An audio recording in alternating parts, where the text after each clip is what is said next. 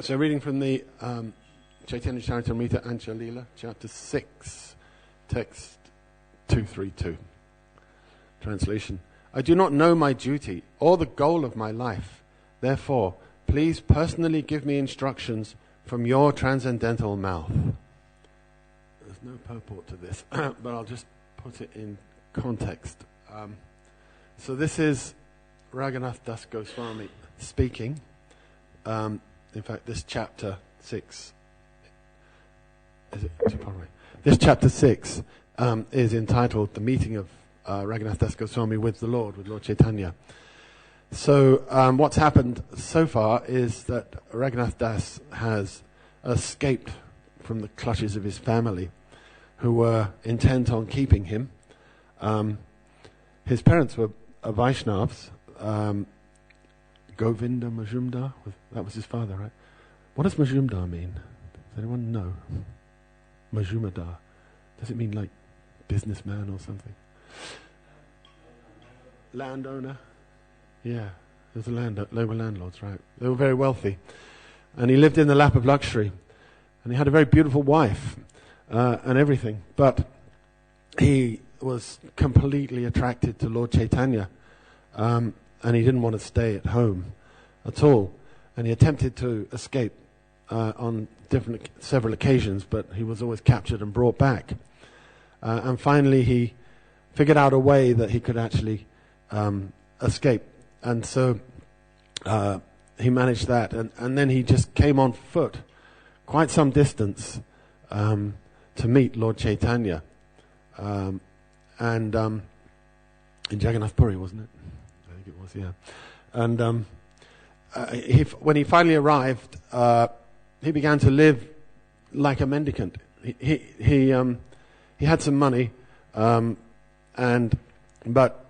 he was inclined to be more and more renounced. So if you read this chapter, you'll see how he goes through these different stages of renunciation. First of all, spending some money, then begging from the charity booth around the temple of Lord Jagannath for the sadhus. There are booths where you can get prasadam, so he would take some from there. And after a while, he didn't like that arrangement, and he stood at the lion gate, Singadwara, and he would beg there. And even that, in the end, he felt was not good. And actually, as I was reading through this section, what went through his head was, first he felt, well, I'm something like a prostitute. I'm, thinking this one will give, that one won't. It reminded me of my days on Sankirtan a bit, I have to say, when you'd eye people up as they're walking down the street, and he looks like a soft touch, and this one, he looks like a slow. We used to say crazy things like that, and run up and try and catch him. So he didn't like that mentality. And also he was concerned about accepting charity from materialistic persons. And interestingly, and I'm not going to go into it today, so I was going to talk about something else, but in that little section, there are several purports where Srila Prabhupada talks about not accepting gifts from materialistic persons. And it flummoxed me somewhat, because we do that all the time. And we don't have any concern, like if we're out collecting on the street, we don't ask the person, excuse me sir, can you tell me your credentials before I take this money? Are you a sinful wretch? Because if you are, I'm not going to take it. We know, first of all, everyone is indeed a sinful wretch. But that doesn't prevent us from taking their Lakshmi. And you might say, well, because we engage it in the service of the Lord. But actually, I'm sorry I didn't put the purport up for you to see, but actually Prabhupada does even say that we can take money, even if we take money from materialistic persons and use it to make offerings to the deity and offer prasadam to the Vaishnavas, that is also not good. And I'm only going to speak very briefly on that, because I prefer to have Prabhupada's words actually present when we discuss it, but I'll mention it because it's in this section and I'm skipping over it, and it's about Raghunath Das Goswami. But my thoughts on it were that there are different levels. Prabhupada's books are addressing us at different levels of advancement, and the Chaitanya Charitamrita is the postgraduate study. And it's meant for, a higher level of consciousness. And, what may be inappropriate for a pure devotee, because he mentions pure devotees will not accept gifts from materialistic persons. But, there's others, like for myself, there's no question of me becoming contaminated by taking gifts from anyone, because I'm already on the lowest platform, so it's not going to affect me in the least, but it'll probably elevate me. But those who are very advanced, it's a factor that they should consider. So anyway, I would advise that you do your own reading of that section, and see for yourself. But I'm going to move on a bit. So Raghunath Das Goswami, at this point, he is speaking, of course, with Lord Chaitanya.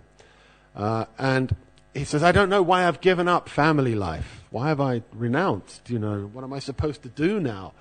He just followed his heart. He was just so enamored of Lord Chaitanya. He said, I've got to escape. I've got to get out of here.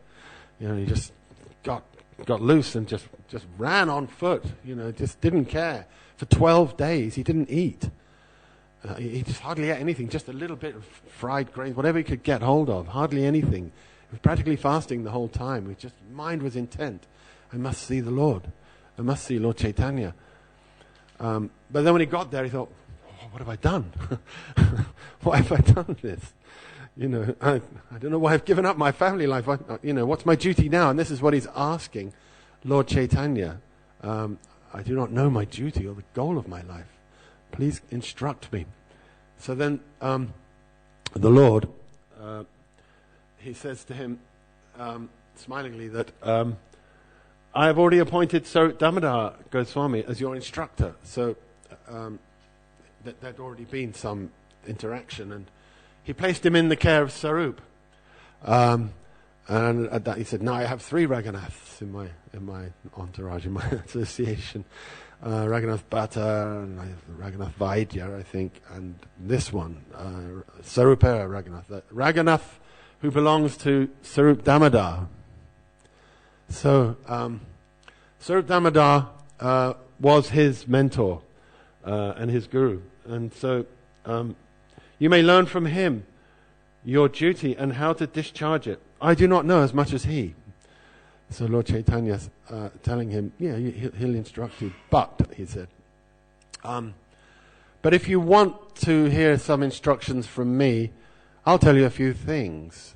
Nevertheless, if you want to take instructions from me with faith and love, you may ascertain your duties from the following words.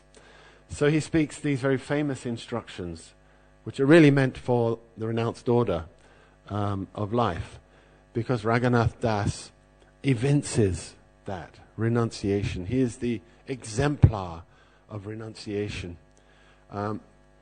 He's an incredible personality. It's just unbelievable. His level of renunciation is absolutely impossible for us to even think about, for anyone really. But even the other Goswamis, like Prabhupada writes that, or it's stated by Kaviraj Goswami, that the Lord instructed the other Goswamis to preach, but the main thing for Raghunath Das was to show the example of renunciation, which he did to an extreme level, which is not possible for anyone. So he gives him instructions about that, about renunciation. So the first thing, Gramya Kata Na Shunibe. Don't speak Gramya Kata. So Gramya Kata is, of course, village talk, Gramya. Or hear what they say. So don't, asatsanga, don't, any kind of talk about anything other than Krishna is classified as Gramya Kata. So don't speak like that. Don't eat palatable food. Balanakaibe. So sannyasis are supposed to eat very, very simply and not eat anything delicious. Nor should you dress very nicely, and also clothing. So he mentioned that. And the last thing, well, not quite the last thing, this, do not expect honor. Why does this internet services screen keep coming up? They've got to do something about that. You can't see it, but it just constantly comes up here. So do not expect honor, but offer all respect to others. Always chant the holy name of Lord Krishna, and within your mind render service to Radha and Krishna in Vrindavan. So, Amani Manada Hana Krishna Nam Sada Labe. Always chant. So these instructions are, we can do. The final one is something I can't really comment on. I don't know anything about Raganuga Bhakti. And, meditating on the Lord's pastimes in Vrindavan. But he gave him that instruction. Of course, that was appropriate for Raghunath. And as I say, this is the Chaitanya Charitamrita. So perhaps when we get to the Antya Leela, which is the very end of the Chaitanya Charitamrita, and we've systematically gone through the Gita and the Bhagavatam, which I've calculated will take me a number of lifetimes, we may arrive at this point of being able to meditate on the Asta Kavya Leelas, on the Lord's Vrindavan pastimes. So there's a purport here. If you want to read it with me, my wife suggested actually that a good idea. When we read these, I was going to get people to read it, but it's just a bit of a trip with the microphone. But we can all read it together, and in that way we do congregational chanting. So I'll just read it. Srila Bhaktivinoda Thakur says in his Amrita Pravaha Bhasya that when a man and woman are married, they beget children and are thus entangled in family life. Talk concerning such family life is called Gramya Katha. A person in the renounced order never indulges in either hearing or talking about such subjects. He should not eat palatable dishes, since that is unfit for a person in the renounced order. He should show all respect to others, but should not expect respect for himself. In this way, one should chant the holy name of the Lord and think of how to serve Radha and Krishna in Vrindavan. So this is a commentary from Bhaktivinoda Thakur, and he's commenting on this verse. Of course, when we're married and in household life, we have to speak about so many things which aren't always related to Krishna. We try to relate them as much as possible, but inevitably there are so many things, mundane affairs that have to be dealt with. But when we renounce, when that day arrives, should it arrive, then in the renounced order, that is given up entirely. No further discussions on such matters, and no further tasting of tasty dishes. Show all respect to others, and not expect any respect for himself. This is an important instruction also, that it's difficult, especially as sannyasis, of course, because, if any of you have walked down an ISKCON corridor with a sannyasi and you've seen that people just dropping to the floor as you walk, yes, that's very appropriate. But for the sannyasi, it's difficult. So this is, how to do this. Dasosmi, that mentality of being the servant of the servant yourself, and not expecting any respect, must be cultivated. So, and then the last thing the Lord said to Raghunath Das Goswami in his instructions was this: Trinada Pisunichena Taro Eva Sahishnuna Amanina Manadena Kitanyasa Dahari. One should chant the holy name of the Lord in a humble state of mind. You can say it. Thinking oneself lower than the straw in the street, one should be more tolerant than a tree, devoid of all sense of false prestige, and ready to offer all respect to others. In such a state of mind, one can chant the holy name of the Lord constantly. So, this is, of course, from the Shikshastak prayers. Interestingly, it appears chronologically in the book before the Shikshastak prayers. But that's okay, because they're obviously eternal. And the Lord spoke this to Raghunath Das Goswami. And it's such an important verse. Gaura Goswami tells us that we should hang this around our neck. That always remember this verse, because it is the key to chanting Hare Krishna always. Jai Shri Radha Gokulananda ki jai, Sita Ram Lakshman Hanuman ki jai.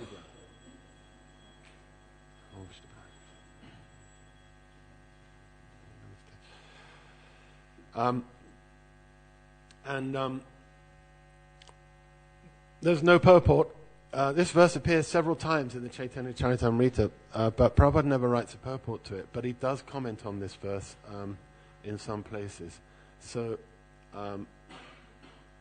here is a commentary on that.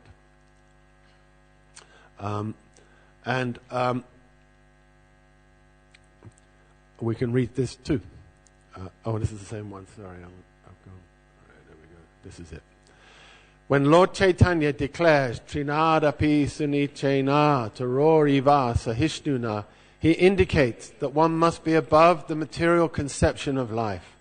When one thoroughly understands that he is not the material body, but a spiritual soul, he is even humbler than a man of the lower castes, for he is spiritually elevated.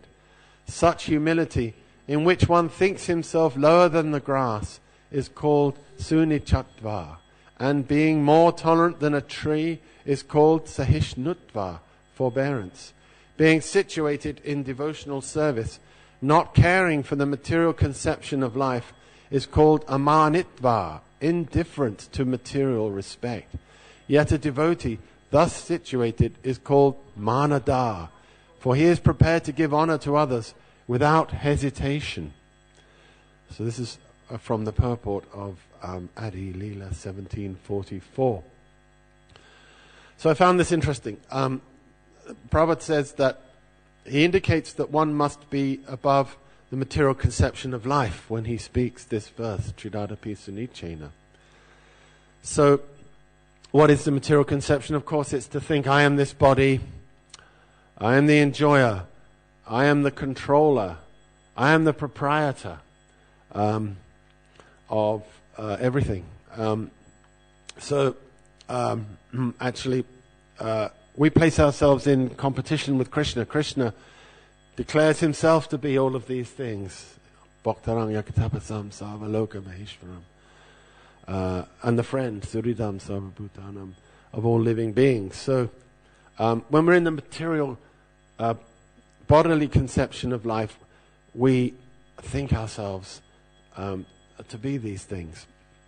And I found it interesting because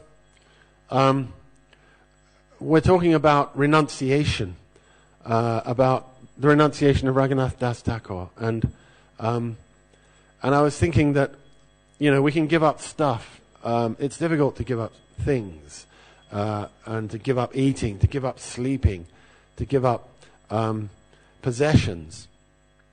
But really, renunciation means to give up the idea, the conception that I am the enjoyer, that I am the possessor of things, to give up the material mentality. This is actual renunciation. It's not so much, of course it is, it does become external as well. Like Raghunath Das, ultimately, it's described how he was only sleeping for 1 or 2 hours. He wrote many books, actually. He wrote many poems and different things, beautiful literatures. So he was always engaged in service to the Lord, and he was worshipping Giri Govardhan. So he didn't have much time. It's funny because devotees, they don't have any jobs. They're not trying to earn a living. They're not householders. of course, such personalities, great renounced personalities, but they're so busy all the time. You know, it's Rupa Goswami, Sanatana Goswami, it's the same was said of them, that they would sleep only a couple of hours. Sometimes that wasn't possible. Why wasn't it possible? They didn't have anything to do, they didn't have any responsibilities, because they felt this urgent need to transmit the message of Krishna, of Lord Chaitanya, to us, to the fallen souls, because their hearts were so soft, so compassionate. This is a feature of personalities like Raghunath Das, of the Goswamis, that they're thinking, how can I save the poor people? They themselves don't have any misery, don't have any sufferings, like Prabhupada. He was completely happy and satisfied and peaceful and blissful in Vrindavan, but still he set out on this voyage to the West. It's a very difficult journey at the age of 70. Those of us approaching that age can now understand what a task that was, how phenomenal. So because they're impelled by their need, by their sense of compassion and mercy to help others. So Raghunath Das was like that. It's described his external renunciation was such that he would only sleep a couple of hours. He would hardly eat anything. He was always absorbed in Krishna consciousness. So that's impossible for us. Don't even try to imitate that kind of renunciation. But we must try to get the mentality of renunciation, of not thinking ourselves to be the enjoyer, the proprietor, the controller. Actually, to give up, what do we have to give up? And Prabhupada gave a very nice example that we don't even own anything. It's like, the only thing we have to give up is the idea that we possess anything in the first place, because everything belongs to God. And Prabhupada gives a brilliant example of, walking into a bank, walking into Fort Knox, if you could somehow get in there or somewhere, and saying, I renounce all this gold. From this day I will not spend any of this money. And it's like, you fool, you don't own any of the money. It's not yours to spend in the first place. So renunciation means to give that up. And to give up the idea that we are independent, that we are capable of doing anything without God's grace, because we're not. We can't do anything. I had a realization of that yesterday or the day before. I'd been working continuously at writing and editing and things like that, and I just ran out of mental steam completely. I was just sitting there, completely unable to think, and I couldn't remember anything. And I said, what do I do now? I was sitting in a chair, and I didn't know what to do because my memory had stopped. And I just realized at that point, well, actually, I'm helpless. Krishna says, Matak smriti jnanam, apohanam cha, that from me comes memory, knowledge, remembrance. So, and I was then praying to the Lord, what should I do now? I can't think, I can't remember anything. I was getting quite anxious, actually. And then it started to come back. Yes, you have to eat. You have to sleep. Of course. So then I began to mobilize myself for these important tasks at hand. But not realizing that we're not independent is part of the program of Krishna consciousness, and it's renunciation of. Actual renunciation means to give up these conceptions of being the enjoyer, the controller, and having any independence. The Lord wants us to depend on Him completely. It's like, I'm a dad, and I've got 3 children, and thankfully now they're coming out of that dependent stage, almost. I wonder if it'll ever happen, actually, but kind of getting there. But when they're very young, they fully depend on you. And okay, out of love, you don't mind it. And as you get a bit older, you find it a bit more onerous. You become a bit more cantankerous in your old age and less tolerant, and should be becoming more tolerant. And I'm thinking, what's going wrong? But anyway, you love them, so you'll do what they want. But it's a problem for us. We don't want people to depend on us. When people depend on us, it's pressure. And we prefer not to have that pressure, but Krishna wants that. We're meant for that, actually. We're meant to depend on, and when we fully depend on Him, He fully reciprocates with us. And He's there for us completely. And He takes care of us in every possible way. Because actually that's our position. We're meant to be like that. Always fully depending on Krishna. So these are the points of renunciation that I understood, when Prabhupada speaks about that here in this verse, that we should give up the material conception of life. I've moved it on, yeah. Oh, yeah. Yeah, and a bit more about that is in this next purport here. And this is in the Bhagavad Gita, where he talks about being humble. As for the knowledge outlined here, the items may be analyzed as follows. You can join in if you like. Humility means that one should not be anxious to have the satisfaction of being honored by others. The material conception of life makes us very eager to receive honor from others. But from the point of view of a man in perfect knowledge, who knows that he is not this body, anything, honor or dishonor, pertaining to this body is useless. One should not hanker after this material deception. People are very anxious to be famous for their religion, and consequently sometimes it is found that without understanding the principles of religion, one enters into some group which is not actually following religious principles, and then wants to advertise himself as a religious mentor. As for actual advancement in spiritual science, one should have a test to see how far he is progressing. He can judge by these items. So this is the Amanitva, Dambitva, Himsak, that verses in the Gita. Items of knowledge, these should be developing as we progress in spiritual life. Prabhupada's telling us that if we want to see how we're doing in spiritual life, then this is the analysis that we can apply in this section of the Gita. And the first thing, amanitva, dambitva, amanena, manadena. Amanitva means humility. So it all begins with that, in fact.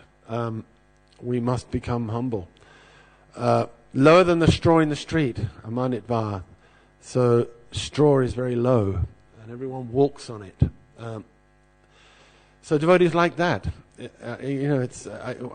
My wife and I were discussing this recently, pondering on what this actually means, because on the one hand, we don't have low self-esteem. We don't think, oh, I'm such a wretch, I'm horrible, I'm not worthy to be alive, I'm useless, But at the same time, a devotee kind of thinks like that, but he doesn't, he doesn't have what you call low self-esteem. And like Prabhupada would walk with his head held high, and he wasn't like a shrinking violet at all. I mean, he would smash scientists and different atheists and things like that. He didn't, his demeanor was not a person who, is like, I'm such a horrible person, don't come near me, But we do see that sometimes with devotees, that they have this mentality of feeling that way. I'm lower than a worm in stool. So, amanitva, that's their mentality. And what does that mean? This is something that we can really meditate on. And I think it comes back to this idea of being dependent, of realizing, well, actually I don't have any independent power. Just going back to that last purport, that Prabhupada says, when one thoroughly understands he's not the material body but a spiritual soul, he's even humbler than a man of the lower castes, for he is spiritually elevated. So I was wondering what that meant, lower than a man of the lower caste, humbler than a man of the lower castes. And a man of the lower castes is obliged to be humble, especially in India these days, where, or any time, they get treated so abominably. The Dalits, so-called, are treated in such a disgusting way. and the shadow touches me, I'm gotta go and take a bath or something. So that they're forced to be humble. But when someone knows he's not the body, he realizes I'm part of God. I'm actually fully dependent on Him. I'm a spiritual part. I'm tiny. Actually, Prabhupada writes in one purport in this respect that, if you say, how can you feel you're lower than the straw in the street? Well, I know. Because I'm 10,000th the size of a tip of a hair. I'm a soul. Tiny particle of spirit. So I am actually small. Lower than grass. But the mentality is also that I have no power. I have no intelligence.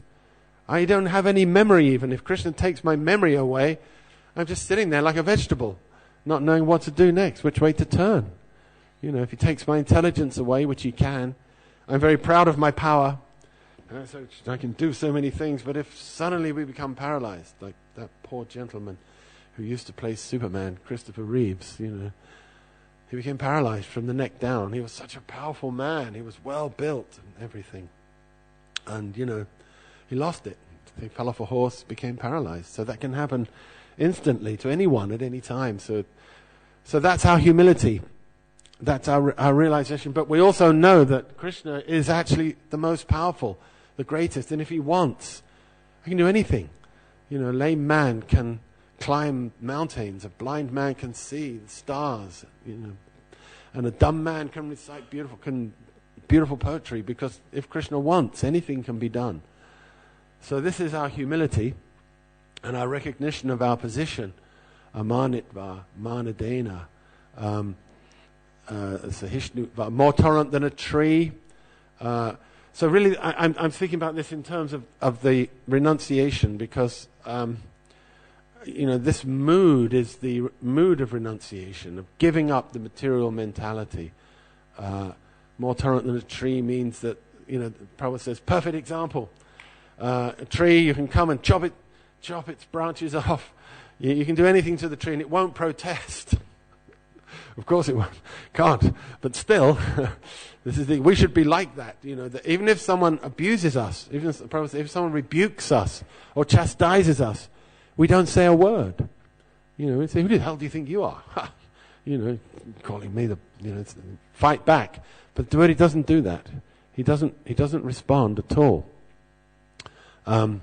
Because it's giving up the material mentality.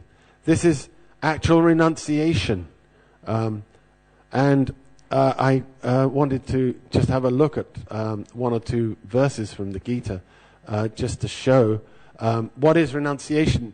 And Krishna describes that in the Bhagavad Gita in response to Arjuna's question when he asks him, please explain tyag and sannyas.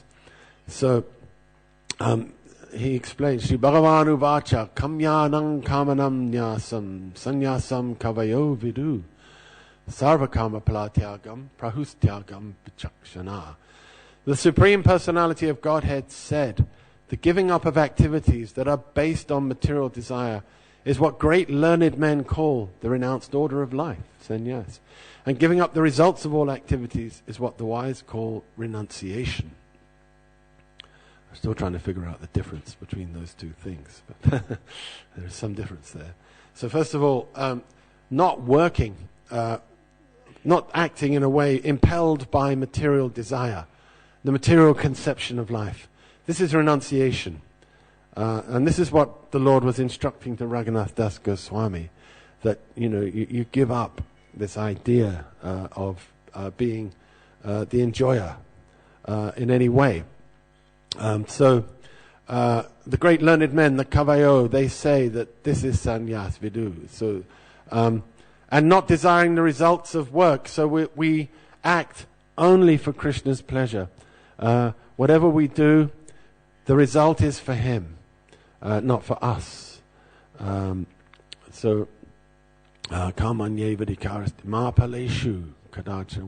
We give up the pala, the fruit, and here's too sarvakama pala tyagam. We give it up. We renounce that. So that means that we use everything in Krishna's service. To give up the fruits of work means to engage it in the service of the Lord. Actually, twice he says this, again in, or previously in the 6th chapter also. One unattached to the fruits of his work, who works as he is obligated, is in the renounced order of life, and he is the true mystic. So for most of us, we will not be taking sannyas. Actually, it's unlikely in this day and age. Very few people will accept, but that's okay, because actual sannyas means this. It's not that externally we need necessarily adopt the order, the cloth, the vesh, carry the stick, but within ourselves we carry the mood of renunciation, and this is it, unattached to the fruits of work. Prabhupada describes that in the purport. A Krishna conscious person has no desire for self-satisfaction. His criterion of success is satisfying Krishna, and thus he is the perfect sannyasi, or the perfect yogi. Lord Chaitanya, the highest perfectional symbol of renunciation, prays in this way. Na danam na janam na sundarim kavitam ba jagadish kamaye mama janmani janmanishvare bhavatat bhakti aitiki tvai.